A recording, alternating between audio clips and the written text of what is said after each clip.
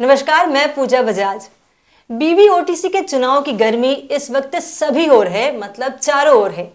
ऐसे में हम बैठे हैं बीबीओटीसी के अध्यक्ष श्री भागचंद जी कासलीवाल जी के पास। जानेंगे उनसे बहुत कुछ, पर सबसे पहले करते हैं उनका स्वागत। भागचंद जी, बहुत बहुत स्वागत आपका। आपका बहुत बहुत धन्यवाद जो आप यहाँ पे आए हैं। और आपके माध्यम से, चूंकि मैं आउटगोइंग प्रेसिडेंट हूँ, 1998 से काम शुरू किया था, जब कोठी में बहुत बड़ा बिहार वालों का बहुत बड़ा एक ऐसा लगा था कि कोठी उनके हाथ में चली जाएगी और न्यास बोर्ड का अड़ंगा था। उस समय के प्रेसिडेंट श्री हरचंद जी पांड्या ने मुझे बुला करके कोर्ट में इस केस को लड़ने का मौका दिया। तब से मैं इसमें इन्वॉल्व हूँ। आज 2023 हो गए, मेरे को 25 साल हो गए। ये 25 साल, एक क्वार्टर 25 साल का मेरा एक्सपीरियंस बहुत रहा। मैंने कईयों के साथ में काम किया है। भागचंद जी, इस समय जो भी ऑब्स्टिकल्स आ रहे हैं, जो भी मार्केट में भ्रांतियां फैली हुई है कि कल चुनाव है और आज स्टे ऑर्डर भी लग सकता है, और इसके लिए जितनी भी लोगों के जबान में सारे लोग आपको ही जिम्मेवार ठहरा रहे हैं कि आप ही इसके पीछे कल्प्रेट है, आप ही इसके पीछे का कारण है। तो इसके बारे में आप क्या कहना चाहते हैं? मैडम, आपने जो क्वेश्चन किया उसका जवाब मैं ये देना चाहता हूँ कि एक्चुअल रिटर्निंग डेट जो 17/10 का ऑर्डर था उसकी थी 10 जनवरी। अपोजिशन के एडवोकेट ने मेरे को एक मेल भेजी थी कि मैं इसको 13 तारीख को मेंशन कर रहा हूँ, और ये मेल मैंने 12 तारीख की शाम को 7 बजे देखी थी।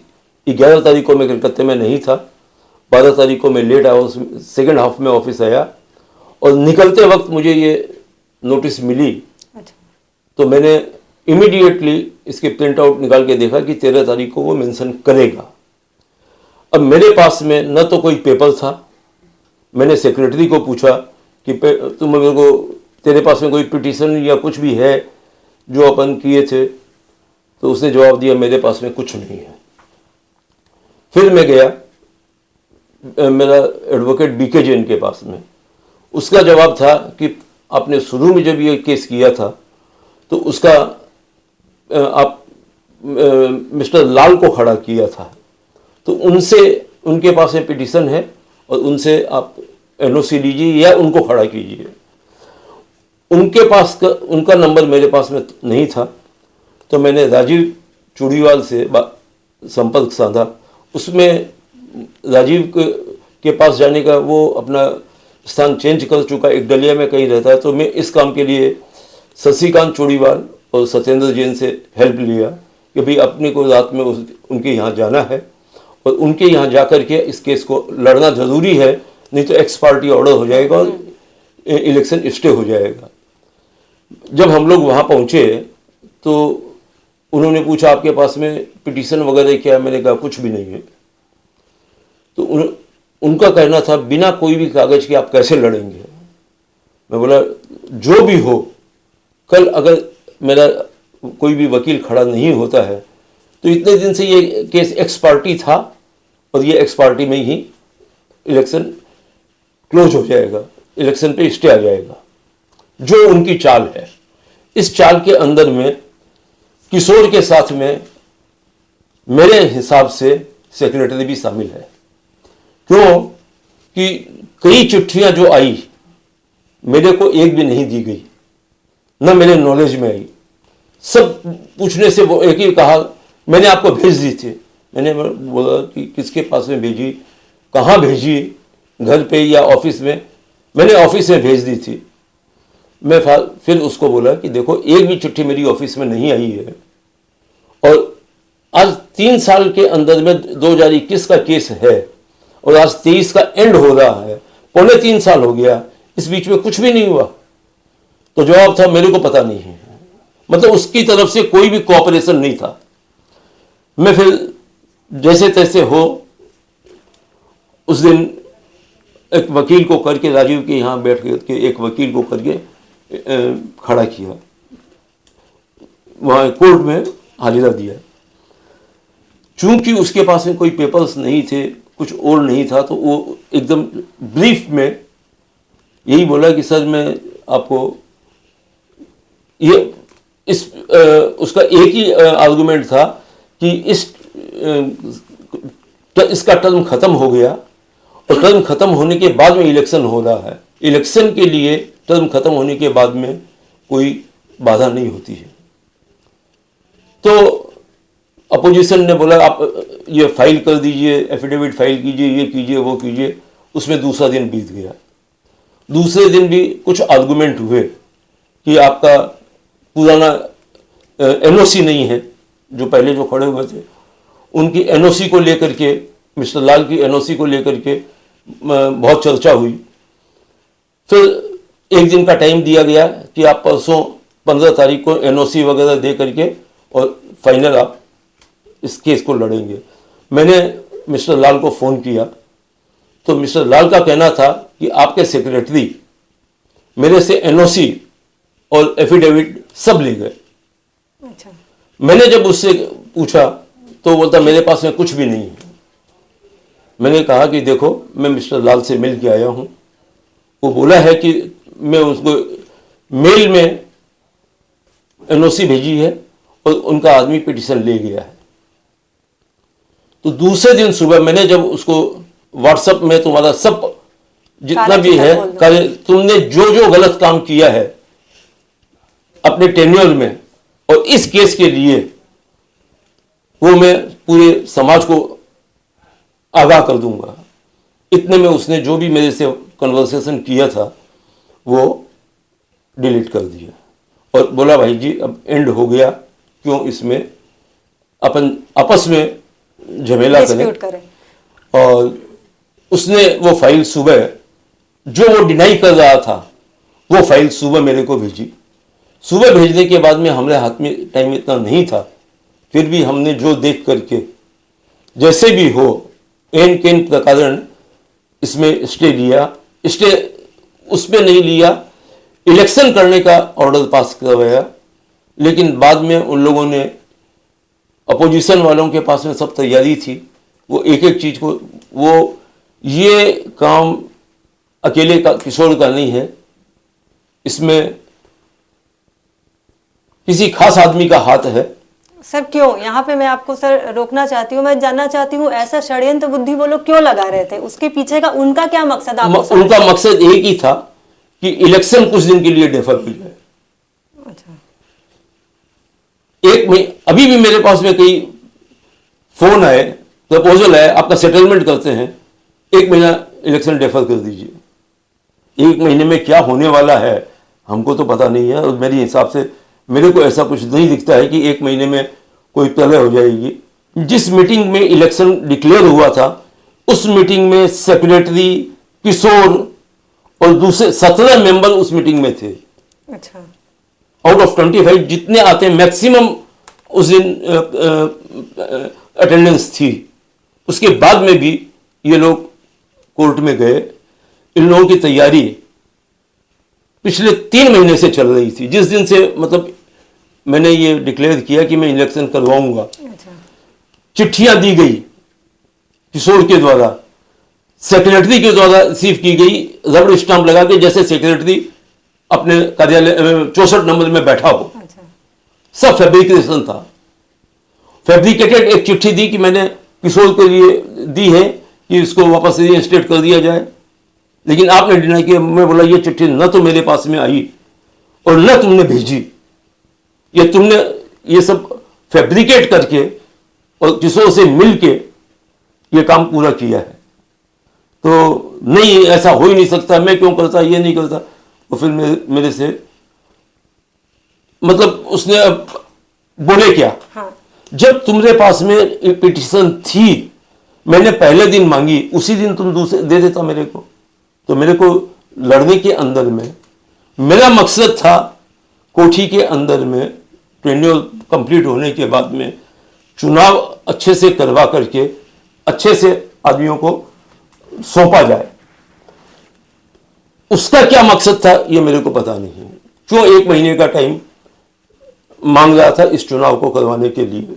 भागचंद जी, मैं जानना चाहती हूँ, आपने मुझे जितनी भी बातें बताई उन सब के पीछे ऐसा करने वालों की क्या मंशा है, आप अपने हिसाब से बताइए। अगर खुदा न खास्ता मैं 12 तारीख को मेल नहीं देखता तो ये एक्स पार्टी स्टे ले लेते और ये वो एक्स पार्टी स्टे महीनों चलता, सालों चलता और यही वहां पे सेक्रेटरी बने रहते। इनकी मेन मंशा ये थी, ये नहीं चाहते थे कि इलेक्शन हो। एक्चुअल में इस पद के ऊपर में वो चाहता था मैं जिंदगी भर बना रहूं, स्टे ला करके, स्टे वैकेंट कराएंगे क्या, कोर्ट में टाइम मिलती रहेगी, स्टे वैकेंट होगा नहीं और वो जिंदगी भर पद पर बना रहा। मतलब ये फैब्रिकेटेड केस, मतलब उनका द्वारा बनाया हुआ। किशोर इसमें माध्यम रहा, मास्टरमाइंड सुरेश रहा। लेकिन ऊपर वाला भी होता है। ये ऑर्डर अभी मेरे को मिला है कि कल चुनाव होगा, लेकिन हमको इसका रिजल्ट उसमें रखना पड़ेगा क्लोज सील में। अच्छा। 10 जनवरी को फिर केस की हियरिंग होगी, उसके बाद में कोर्ट के ऑर्डर से ही रिजल्ट डिस्क्लोज किया जाए, ये डिक्लेयर होगा। हो सकता है मैं कमेटी के मेंबरों से राय लेके हाईकोर्ट जाकर के इसके ऊपर में बोले हूं। चूंकि मैं हाईकोर्ट जाने में इंटरेस्टेड हूं या नहीं हूं, ये मैं अकेली की राय नहीं लेना चाहता, क्योंकि आज के दिन वो बाजार में यही कहता है कि सारी गलती मेरी है, मैंने ही सब गलत काम किया। जबकि मेरे को इस केस के अंदर में 29 नवंबर को जब उसने चिट्ठी भेजी कि 17 अक्टूबर को ये ऑर्डर हुआ था और इसमें थाने में जाना था, 2 बार थाने में जाकर के मैंने उनको दिखाया कि देखिए किशोर इस मीटिंग में अटेंड किया है। अगर उसका स्टे था तो अटेंड, उस मीटिंग में भी वो बोल सकता था कि मेरे पास में स्टे है, आप इलेक्शन नहीं करवा सकते हैं। लेकिन अच्छा, किसी भी मीटिंग की साइन सुरेश नहीं करना चाहता था। मीटिंग के साइन मेरे को करके मीटिंगें बुलानी पड़ी थी। इसका मतलब उसको पहले से मालूम था कि कोई झमेले है। और उसका जो सलाहकार था मिस्टर सुरेंद्र जैन, जो आरटीआई, सोसाइटीज एक्ट, ये सबको वहां पे ये हुआ है, वहां पे ये हुआ है, वो सब मिल करके उन्होंने किया। और मेरे को बार बार यही प्रेशर कर रहे थे, 1 महीना रुक जाइए, 1 महीने। अगर मैं 13 तारीख का नोटिस नहीं देख सकता तो आज हम लोग कहीं पे ही नहीं रहते। इसमें इंजंक्शन आ जाता, इंजंक्शन आने के बाद में उसको वैकेंट कराओ, नहीं तब तक अगले काम। ये उनका मेन मोटो था। चूंकि मेरा टेन्योर खत्म हो गया है और मैंने नॉमिनेशन नहीं भरा है और मेरा टेन्योर काफी लंबा था, 25 साल, 1998 से लेकर के 2023 तक 25 साल मैंने काम किया है। मैं सभी समाज से ये अपील करता हूं कि इस दौरान अगर मैंने किसी को, मेरी एक आदत है, मैं मुंह पे जोर से और कुछ भी बोल देता हूं, तो अगर किसी को गलत बोल दिया है तो मुझे सब माफ करें। और मैंने कोई जानबूझ करके ये नहीं किया, हो सकता है इसमें मैंने कुछ अपशब्द भी आपको बोल दिए हो, तो कृपया मुझे माफ करें। इस दौरान पिछले 2 साल के अंदर में कोठी में बहुत काम हुआ है, सेक्रेटरी ने बहुत काम किया है, ये मैं कभी भी डिनाई नहीं करूंगा कि, लेकिन उसके काम करने का तरीका ठीक नहीं था।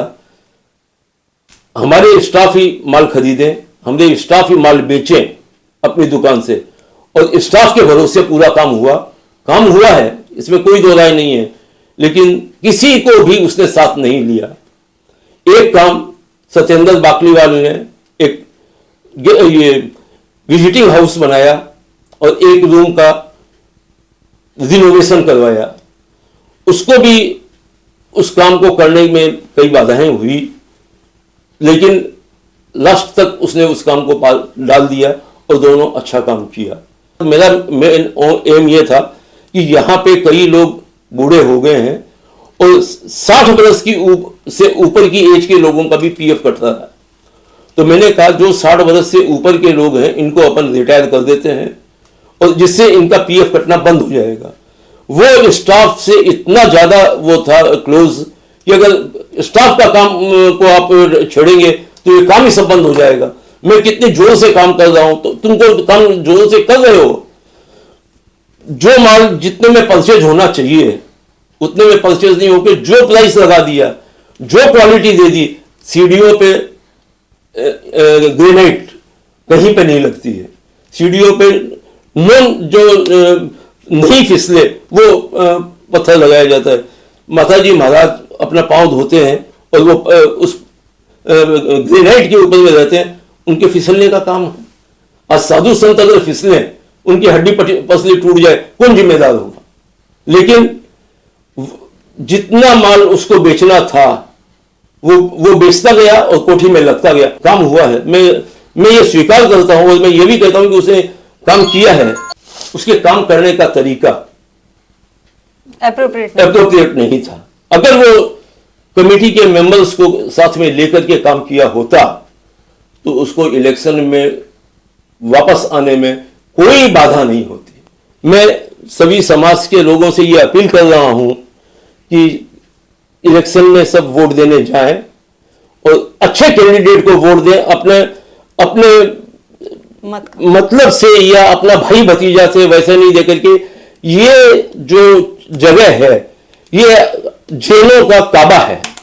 जैसे मुसलमान लोग अपने काबा को सबसे बड़ा महत्व देते हैं, वैसे ही जैनियों के लिए सम्मेद शिखर से ऊपर कुछ नहीं है। और वहां के लिए आप अगर गलत आदमी को वोट देंगे तो उसका पाप आपको लगेगा और जो लेगा उसको लगेगा। और जो पिछले कमेटी के जो मेंबर काम नहीं करते थे उन्होंने फार्म नहीं भरा। इस बार 5 या 7 आदमी ने फार्म भरा, बाकी किसी ने फार्म नहीं भरा।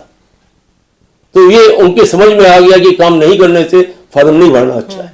नई कमेटी आ रही है, नए आदमी क्या काम करेंगे नहीं करेंगे आगे देखेंगे। और मैं सबसे फिर एक अपील करता हूं कि मेरी अगर कोई भी भूल चूक हुई हो तो उसे माफ करें।